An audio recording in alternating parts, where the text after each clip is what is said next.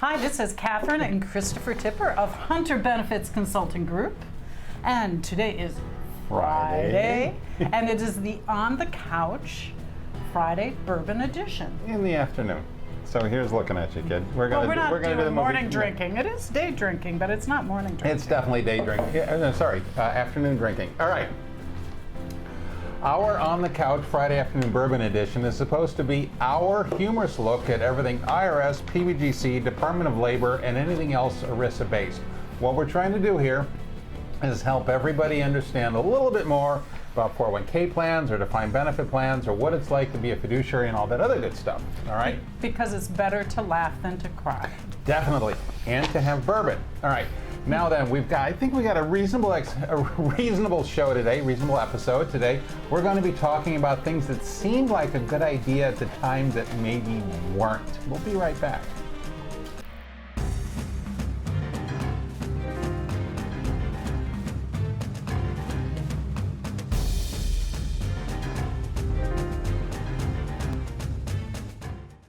Okay, so before we dive into our topic of the day, I think our Miss Kristina has something to share with us because we have some updates. We have some updates. Drum roll. And they're big ones. One of them is so big. You haven't finished reading it yet? That's right. And it came out 3 days ago. Yeah. Hey. I'm not kidding. I mean, it's... Yeah, I'm waiting for the Audible copy, right? It's like 250 pages. Come on. Yeah. Yeah. So my question is, which actor do you think could read the code and make it interesting? Come on, there's got to be someone who can do a dramatic. John Malkovich. Oh. Or Morgan Freeman. Yes, that was the one I was voice thinking. is like velvet. Yeah, I was thinking of that. Yeah, I want something a little bit more... Funky? Edgy? Yeah. Edgy. Yeah. All right. Okay. Washington update. Back to the Washington update. I have two items to discuss today. One of them is the House Ways and Means Committee has approved a portion of the Build Back Better law that they're working on right now. And it takes direct aim at those people who earn over $400,000 a year and have retirement assets in either a qualified plan or an IRA exceeding $10 million. And they're going to add up the IRAs and the 401ks?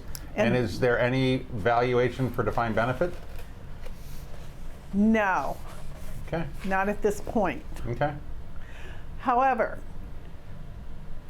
they will limit how much that they can put in to their qualified plan or their IRA, and they will require a minimum distribution regardless of age for those who have over 10 million, and that required distribution will be 50% of the excess amount, which is kind of a shocker to me.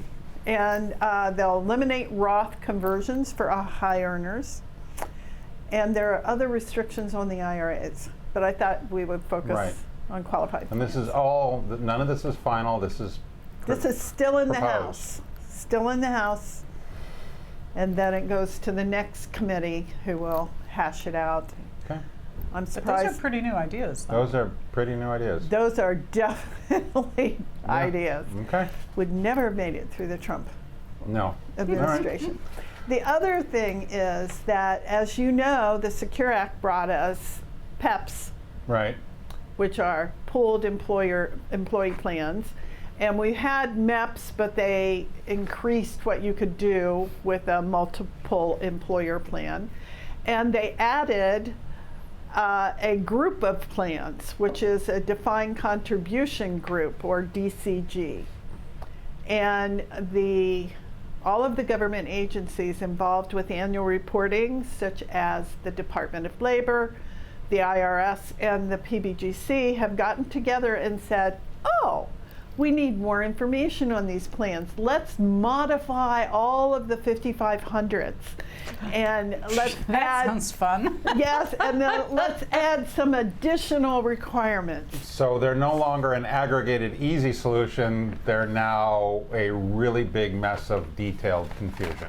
Not necessarily. Okay. Not yet. Not yet. There is some disappointment over the fact that the group of plans, which looked like a viable option for some service providers, Right. The plans might have to individually have audits. Right. Yeah. But then aren't they changing the definition of participant for audit purposes down to head count? I mean, account balances, not just head count? Right. Yes, at the beginning of the year. So any participant who has a balance as of the beginning of the year would be counted for purposes of an audit, which might fly in the face of the current administration's aim to increase retirement savings. No, we still got long-term part-time care. No, long-term Part-time employees. Not part-time care. Sorry. All right. So we'll have more later? We will have more later because there is much, much more. I'm sure I could glean something out of All right. 250 pages. Very good. So Thank that you. sounds like maps, PEPs, and things that go bump in the night. Oh There we yeah, go. I like that. Okay, so today's episode, thank you, Kristina. Today's episode is about things that sounded good at the time, maybe, but in hindsight weren't. And where do we get these ideas from? From Ari. From Ari. Ari. Okay. We will have a link to this article in the show notes, right, Filippo? Yes. All right. Katherine, what seemed like a good idea at the time? And please, nothing personal about me. Immediate entry. Okay, now how's this, so what's the difference between immediate entry and immediate eligibility? Well, yeah. Well, you have to have both to make one happen, but that's scary. Immediately, Can I go through? Did not mean to give you a brainstorm there. All right. Yeah, So you made my brain freeze. there's a difference between immediate entry and immediate eligibility. Immediate eligibility means on your date of hire, you're eligible for the plan, but you're not necessarily in the plan yet.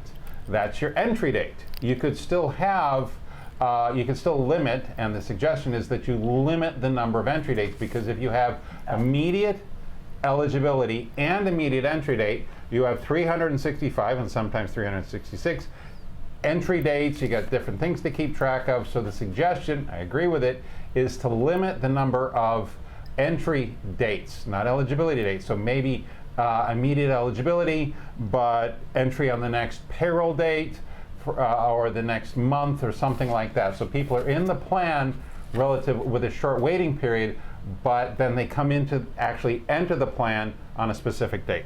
Does that make more sense? Well, the byline is don't drive your payroll and HR people crazy.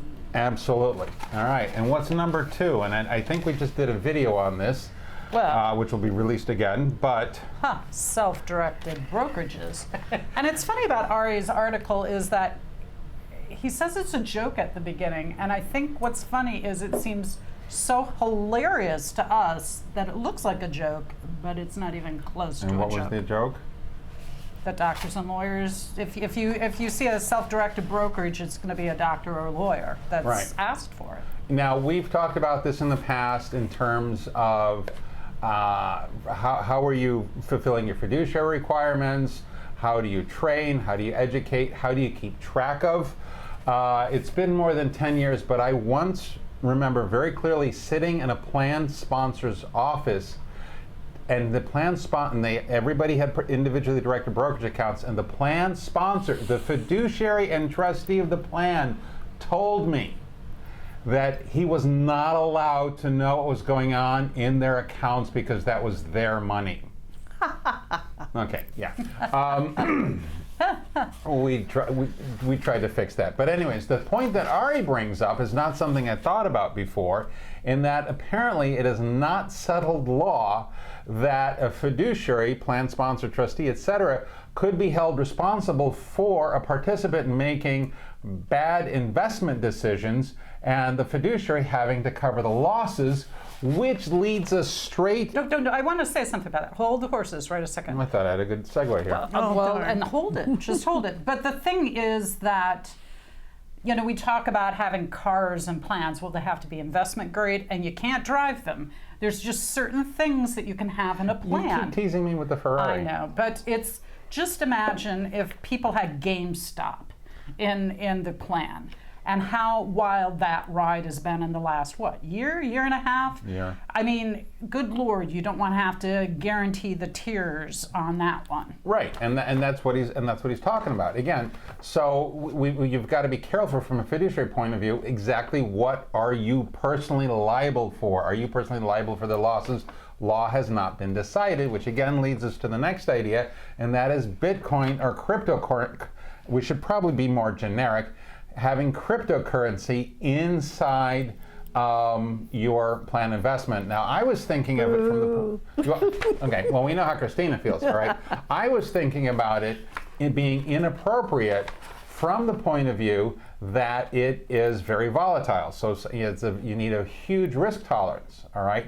But then he brings up the point that it's an unregulated commodity. Is it legal? Is it not? I don't know, okay? So why are we putting this in a qualified retirement plan?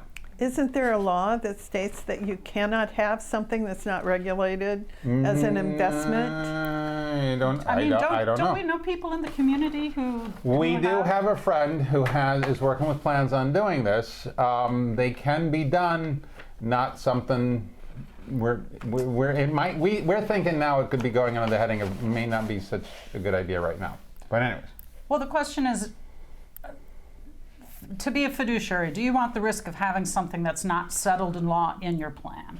Sounds like a risk. You're trying to manage risk because it's a whole bunch of people's money, not just your own. So if you really want to do Bitcoin, do it on the side, do it in your own accounts, don't do it in the 401k plan. Right. Okay. And we're going on to our fourth and final topic. And we know our staff doesn't like these things. Unlimited plan loans. OMG. It's a 401k plan, not an ATM. All right. Can have all kinds of issues. You end up paying a lot in fees because everybody wants money to do one of these things. You're going to miss a payment. You're going to have 1099-R issues. You're going to have a whole bunch of issues.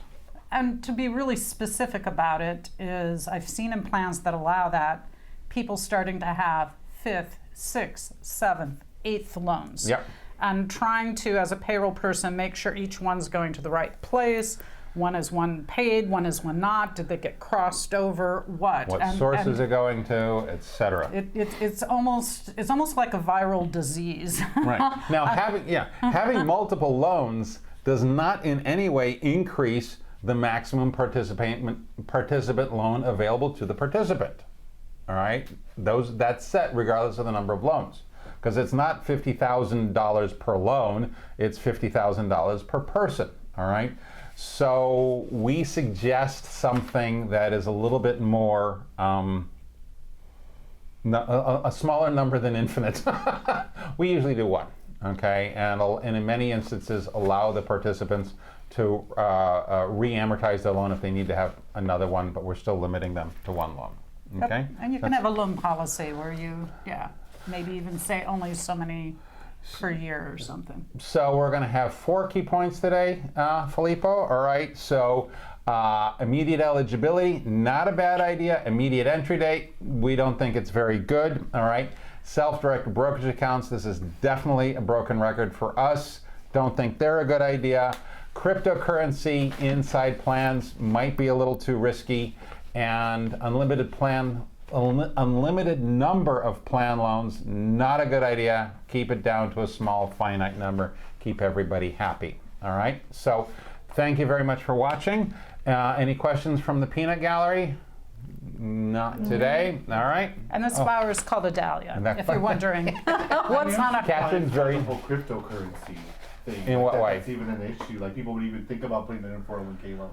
Some Oh, some yeah. people 401k plan? Oh, yeah. Some people, I mean, Plan. some people want to get into the market and get going, and they see that little chunk of money in their plan, so then they want to do it. And it's funny. So I went on to Reddit and looked at, there's like a 401k day trading account where they talk about day trading, and that's scary already. And they're talking about GameStop a lot, and so you'll see these little ideas about GameStop or about Bitcoin.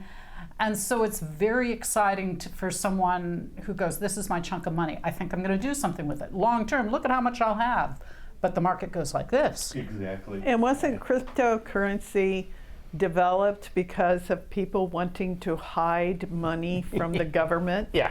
Well, it's it's a volatile investment, and I'm just thankful Some we have. people have a little broader of an I'm just thankful nobody's asked to put it inside a cash balance plan yet. I know that's coming. That's a different video. So, all right. Thank you very much. If you've got any questions, comments, like, subscribe, etc., and all that other good stuff, we're at hunterbenefits.com. And a good email address to ask specific questions is sales@hunterbenefits.com. Take care and have a great weekend. Here's looking at you, babe. Okay, bye.